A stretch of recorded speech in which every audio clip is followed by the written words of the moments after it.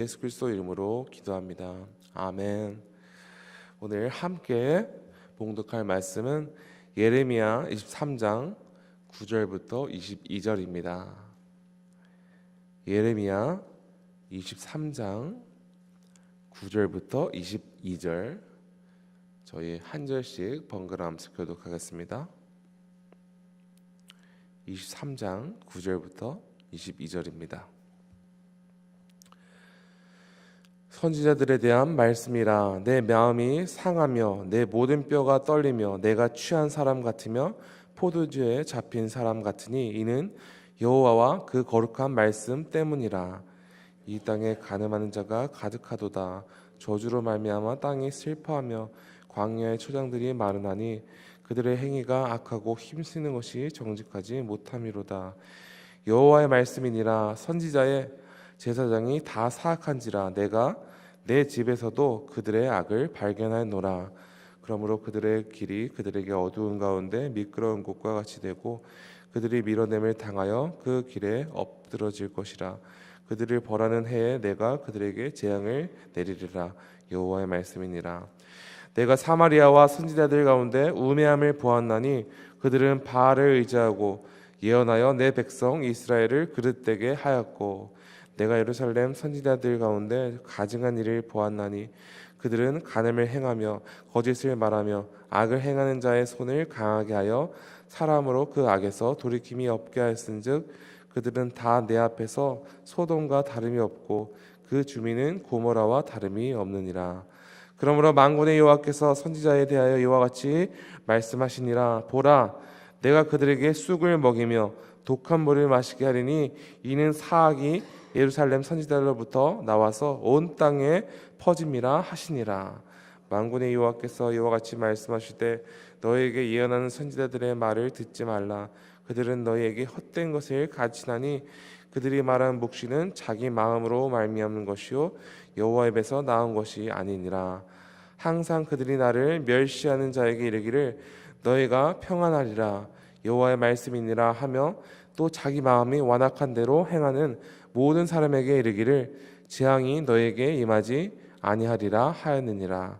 누가 여호와의 회의에 참여하여 그 말을 알아들었으며 누가 귀를 기울여 그 말을 들었느냐. 보라, 여호와의 노여움이 일어나 폭풍과 해오리 바람처럼 악인의 머리를 칠 것이라. 여호와의 진노가 내 마음에 뜻하는 바를 행하여 이루기까지는 그치지 아니하니 너희가 끝날에 그것을 완전히 깨달으리라.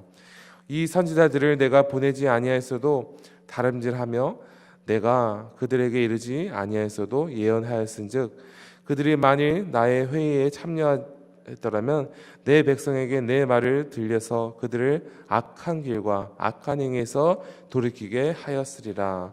아멘. 하나님의 말씀입니다. 예레미야 23장 9절부터 40절까지는 거짓 선지자, 즉 하나님의 말씀을 전달해야 하지만 왜곡되고 거짓된 메시지를 전달하는 유다의 영적 지도자들의 악행을 고발하고 있으며 그들이 받게 될 그 심판에 대해 기록하고 있습니다. 심판을 받게 될 대상은 다름 아닌 선지자와 제사장이었습니다. 선지자는 하나님으로부터 특별한 부르심을 받은 자로서 하나님의 말씀을 대언하는 자였습니다. 선지자가 주로 선포한 메시지는 하나님과의 언약, 하나님의 뜻, 하나님의 심판과 구원, 장차 오실 메시아에 대한 메시지를 예언하는 것이었습니다. 그런데 중요한 사실은 선지자는 절대로 자신의 임의대로 하나님의 말씀을 전할 선택권이 그에게 없었습니다. 자신의 의지와 환경과 상관없이 하나님 말씀이 자신에게 임하면 그 말씀을 하나님의 뜻하시는 대상에 가서 선포해야 하였죠. 그런 의미에서 하나님의 선지자의 그 직책은 참으로 괴롭고 불편한 자리였습니다. 사람들에게 미움을 받기 쉬운 자리였으며 질책과 비판을 받아야 하는 자리였습니다. 마치 우리가 함께 묵상하는 선지자 예레미야처럼요. 그렇다면 제사장은 어떤 역할을 담당한 사람이었습니까? 성경에 기록된 제사장은 여러 임무를 수행한 자였지만 그보다 하나님과 사람 사이를 중보하는 역할을 담당했으며 백성을 대신하여 제사를 하나님께 드리는 역할을 담당했죠. 특별히 대제사장은 1년에 단 한 번 거룩한 지성소에 들어가 속죄제를 드릴 수 있는 유일한 사람이었습니다. 제사장은 평범한 이스라엘 백성들이 함부로 들어가지 못하는 성소에 들어가 백성들을 대신하여 제사를 드리는 일을 담당했던 것이죠. 그러므로 구약시대 이스라엘 백성을 대표했던 제사장들에게는 특별한 사명과 소명의식이 필요했습니다. 한 나라를 대표하는 중보자 역할을 감당하기 위해서는 하나님 앞에 거룩하고 정결하며 흠이 없는 모습으로 나아가만 했습니다.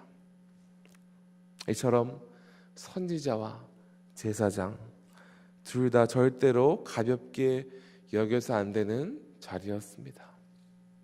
하지만 오늘 본문에 언급된 선지자와 제사장은 그들의 참된 본분을 지키며 살아가지 못했습니다. 14절부터 17절에서는 그들의 중대한 임무를 실행하지 않았을 뿐더러 하나님 앞에서 얼마나 끔찍한 악을 행하였는지 아주 정확하게 기록되었습니다.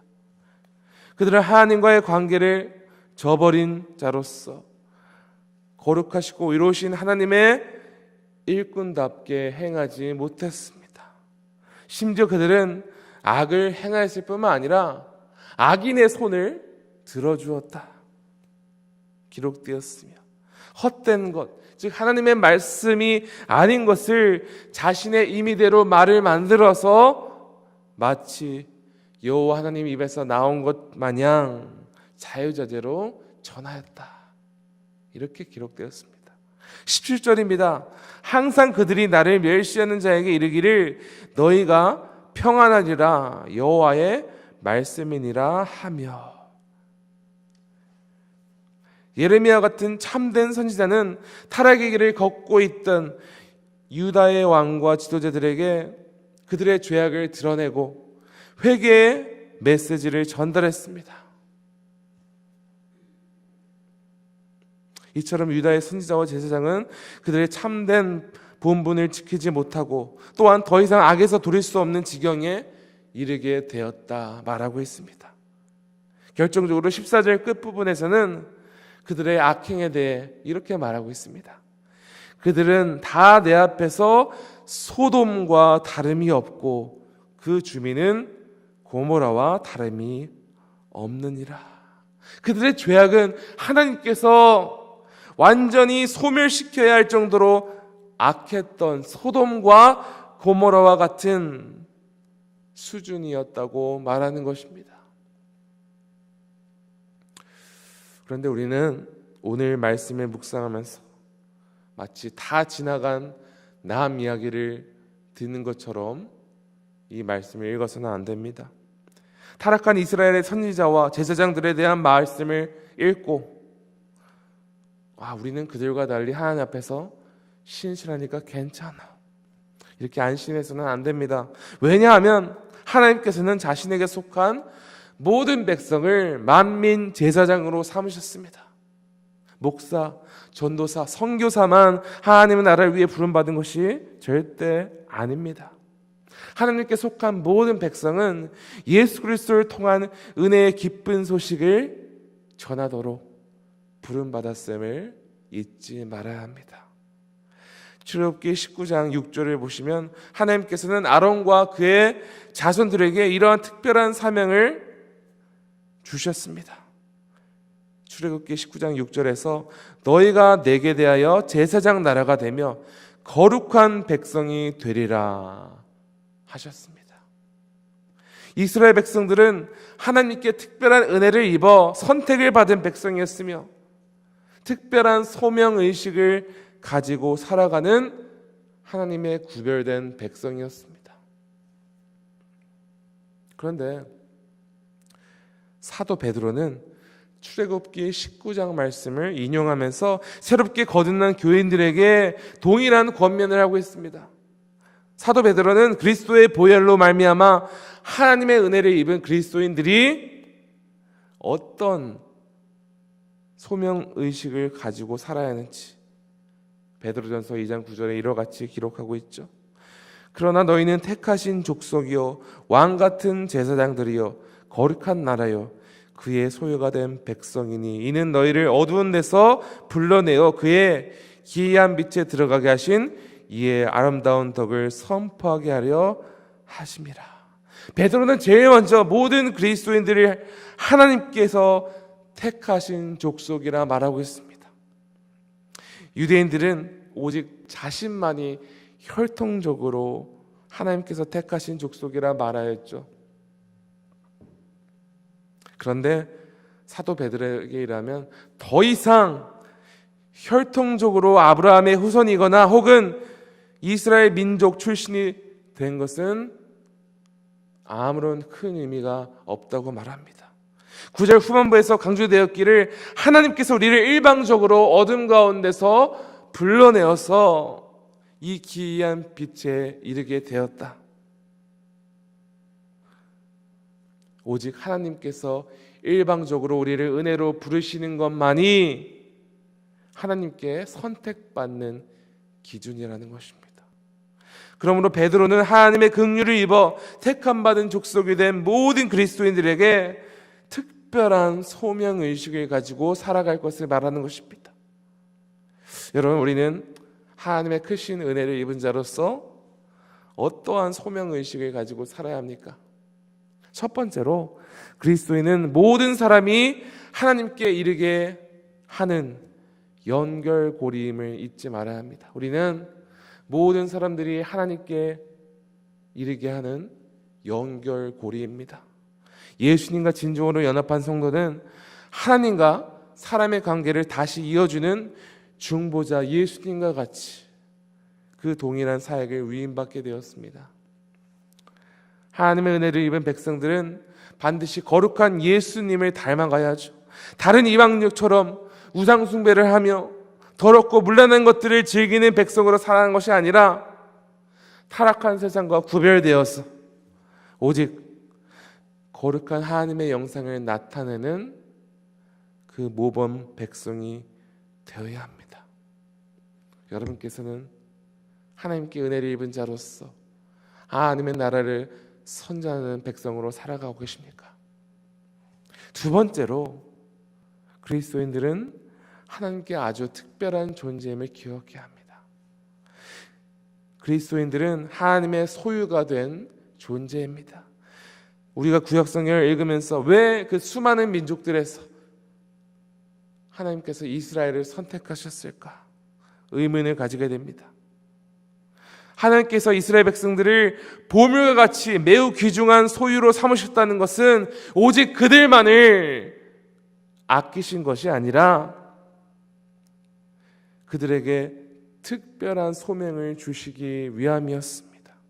그리고 그 소명은 다름 아닌 위대하신 하나님을 이방 땅 가운데 알리는 것이었습니다. 그리하여 베드로는 모든 그리스도인들을 향하여 너희는 하나님의 소유가 된 백성이니 너희를 어두운 데서 불러내어 그의 기이한 빛이 들어가게 하신 이의 아름다운 덕을 선포하라. 이 은혜의 복음을 선포하는 자로 우리를 부르셨다는 것입니다. 그것이 바로 하나님의 소유가 된 자로서 살아간다는 것입니다. 사랑하는 성도 여러분, 우리는 그리스도의 피로 말미암아 하나님의 소유가 된 백성입니다. 하나님의 소유가 되었다는 말의 의미는 더 이상 우리의 삶은 내 것이 아니라는 것입니다.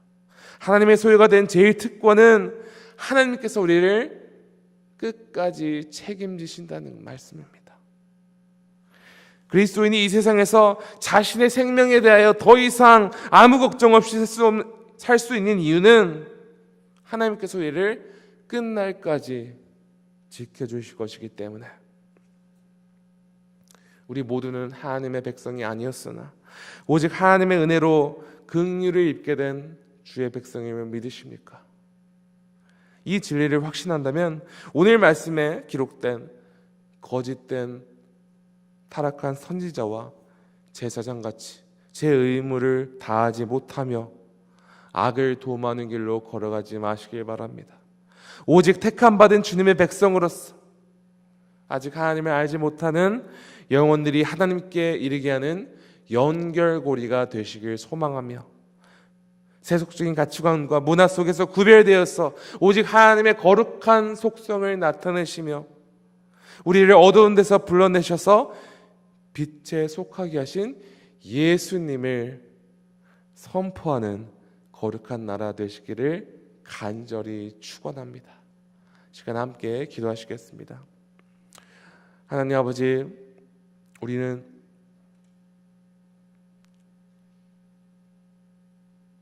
죄의 저주에 빠져 죽어야 마땅한 존재였습니다. 그러나 하나님께서 우리에게 은혜를 베푸사 하나님께 속한 자 되었고 하나님의 소유가 되었습니다. 그리고 하나님께서 우리에게 특별한 소명을 주셨습니다. 주님, 오늘 말씀에서 묵상한 바와 같이 우리에게 주어진 소명을 제대로 다하지 못하고 이 세상을 따라가는 존재가 되지 않기를 원합니다. 마치 이스라엘의 선지자와 제사장같이 거짓된 말을 고하며 자신의 임의대로 살아가는 죄를 범하지 않고 오직 주의 은혜로 부름받았으며 또한 주의 뜻대로 살아가도록 그 소명을 받은 우리 모두가 매일 매순간 예수님을 닮아가며 이 세상과 하나님의 연결고리가 되며 하나님의 말씀을 담대히 선포하는 주의 거룩한 백성 되게 하여 주시옵소서. 오늘도 우리 각자의 삶 속에서 맡겨진 주님의 뜻을 이루어나가는 역사가 있게 성령님 도와주시옵소서. 감사합니다. 주님, 오늘도 우리 가운데 역사하실 주님을 찬양하며 이 모든 말씀 우리 구주 예수 그리스도 이름으로 기도합니다. 아멘. 하늘에 계신 우리 아버지여, 이름이 거룩히 여김을 받으시오며 나라가 임하시오며 뜻이 하늘에서 이루어진 것 같이 땅에서도 이루어지이다. 오늘 우리에게 일용할 양식을 주시옵고 우리가 우리에게 죄 지은 자를 사하여 준 것 같이 우리 죄를 사하여 주시옵고 우리를 시험에 들게 하지 마시옵고 다만 악에서 구하시옵소서. 나라와 권세와 영광이 아버지께 영원히 있사옵나이다. 아멘. 계속해서 개인적으로 기도하시겠습니다.